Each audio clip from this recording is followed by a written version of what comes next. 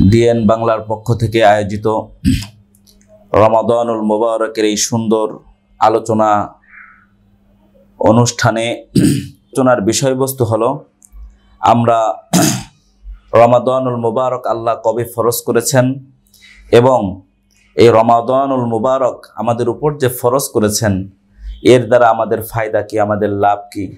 সম্মানিত দর্শক শ্রোতা, আল্লাহ রাব্বুল আলামিন পবিত্র কোরআনুল কারীমের মধ্যে বলেন, ইয়া আইয়ুহাল্লাযীনা আমানু কুতিবা আলাইকুমুস সিয়াম কামা কুতিবা আলাল্লাযীনা মিন ক্বাবলিকুম লাআল্লাকুম তাত্তাকুন।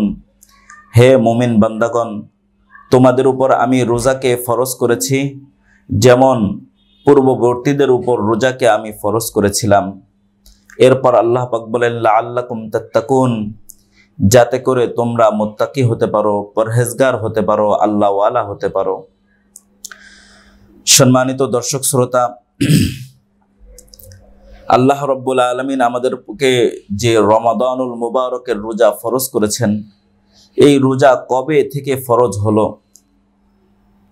দ্বিতীয় হিজরির শাবান মাসের 10 তারিখ এই রমাদানুল মুবারকের রোজা আমাদের উপর ফরজ করা হয়। আল্লাহ পাক এরপরে বলতেছেন, কামা কুতিবা আলাল্লাযীনা মিন ক্বাবলিকুম, বান্দা রোজা শুধু তোমাদের উপরই ফরজ করা হয়নি, তোমাদের পূর্ববর্তী যারা ছিল তাদের উপরও আমি আল্লাহ রোজাকে ফরজ করেছিলাম। হযরত আদম আলাইহিস সালাতু ওয়াস সালাম তিনি আইয়ামে বীজের রোজাগুলো রাখতেন। হযরত নূহ আলাইহিস সালাতু ওয়াস সালাম তিনি শাওয়াল মাস এবং 10ই জিলহজ ব্যতীত তিনি সারা বছর রোজা পালন করতেন। এমনিভাবে প্রতিটা উম্মতের মধ্যেই রোজা পালন করার জন্য বিশেষ বিশেষ নিয়ম ছিল, বিশেষ বিশেষ ধরন ছিল। আল্লাহ পাক এক এক নবীর সময় এক এক ধরনের রোজাকে আল্লাহ পাক ফরজ করেছিলেন। আল্লাহ পাক আমাদের জন্য রমাদানুল মুবারকের রোজাকে ফরজ করেছেন। কেন আল্লাহ পাক ফরজ করলেন? আল্লাহ পাক বলেন, লাআল্লাকুম তাত্তাকুন, বান্দা যাতে করে তোমরা এই রোজার মাধ্যমে তাকওয়া অর্জন করতে পারো, যাতে করে তোমরা আল্লাহওয়ালা হতে পারো, পরহেজগার হতে পারো। রমাদানুল মুবারক শুধু এটাই না যে আমরা সুবহ সাদিক থেকে নিয়ে সূর্য অস্ত পর্যন্ত খাওয়া পান করা, স্ত্রীর সঙ্গে মিলিত হওয়া থেকে বিরত থাকলাম আর আমাদের রোজা হয়ে গেল, বিষয়টা এমন নয়। বরং রমাদানুল মুবারকের একটা শিক্ষা হলো আমরা এই রমাদানুল মুবারকের রোজা রাখার মাধ্যমে আল্লাহওয়ালা হতে চাই, পরহেজগার হতে চাই, আল্লাহর খাস বান্দা হতে চাই। প্রিয় হাজরিন, এই তাকওয়া শব্দটা এমন একটা শব্দ, আল্লাহ পাক পবিত্র কোরআনুল কারীমের প্রায় 200 জায়গায় এই তাকওয়া নিয়ে আলোচনা করেছেন। তাকওয়া শব্দটি এত গুরুত্বপূর্ণ। তাকওয়া শব্দের একটা অর্থ হলো আল্লাহর ভয়ে যাবতীয় সকল পাপ কাজ থেকে দূরে থাকা, আর এটা রমাদানুল মুবারকের রোজা রাখার মাধ্যমেই আরম্ভ হয়ে যায়। আমরা দেখি কেউ যদি রমাদানুল মুবারকের রোজা রাখে, সারা দিন রোজা পালন করে, তার সামনে রং বেরঙের খাবার থাকে কিন্তু সে খায় না।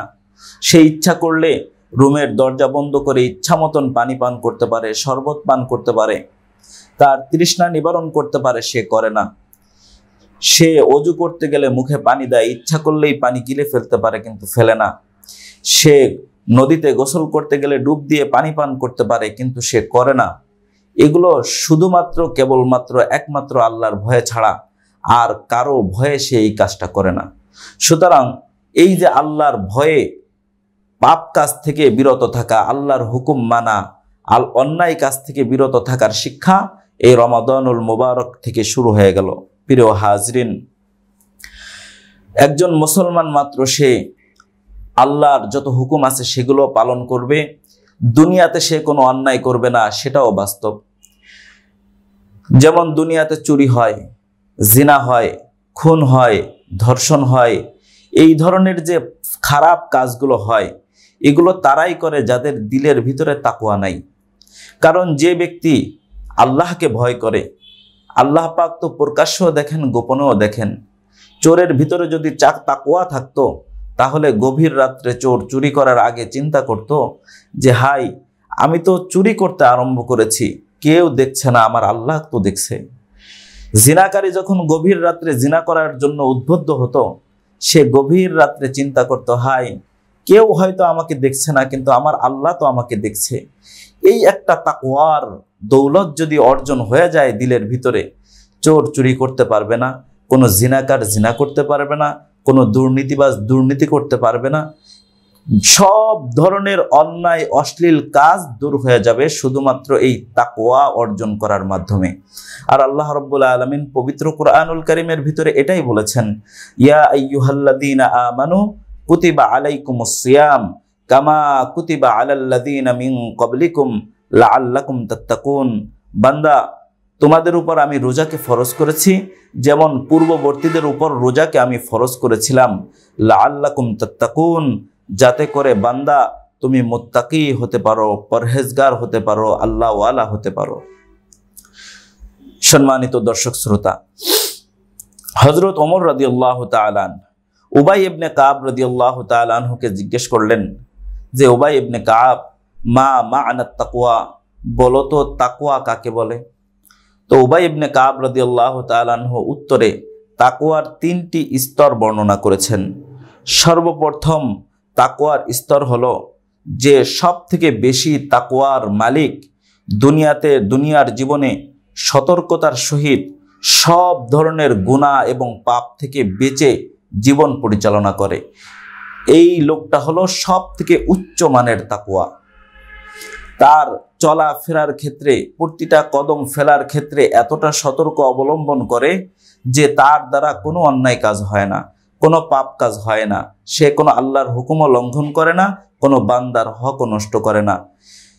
দ্বিতীয় নম্বর হলো যে এমন তাকওয়াওয়ালা, সে দুনিয়ায় চলতে ফিরতে কখনো কখনো তার দ্বারা গুনাহ হয়ে যায়, কিন্তু গুনাহ হয়ে যাওয়ার পরেই সে সঙ্গে সঙ্গে অনুশোচনা বোধ আসে, সে সঙ্গে সঙ্গে তওবা করে আল্লাহর রাস্তায় ফিরে আসে। তৃতীয় নম্বর তাকওয়াধারী মুসলমান হলো যারা সব ধরনের পাপ কাজ করে, কেবলমাত্র শুধুমাত্র কুফর আর শিরিক করে না, এরাও তাকওয়াওয়ালা। তো হযরত ওমর রাদিয়াল্লাহু তাআলা আনহু উবাই ইবনে কাব রাদিয়াল্লাহু তাআলা আনহুকে জিজ্ঞেস করার পরে তিনি এই তাকওয়ার 3টি স্তর বর্ণনা করেছেন। সর্বপ্রথম স্তর হলো আল্লাহর ভয়ে সে দুনিয়ার সকল যাবতীয় পাপ কাজ থেকে বিরত থেকে দুনিয়ায় চলাফেরা করে। আর দ্বিতীয় নম্বর, গুনাহ যদি কখনো হয়ে যায় সঙ্গে সঙ্গে তওবা করে নেয়। আর তৃতীয় নম্বর হলো সে সব ধরনের পাপ কাজ করে কিন্তু কুফর করে না এবং শিরিক করে না।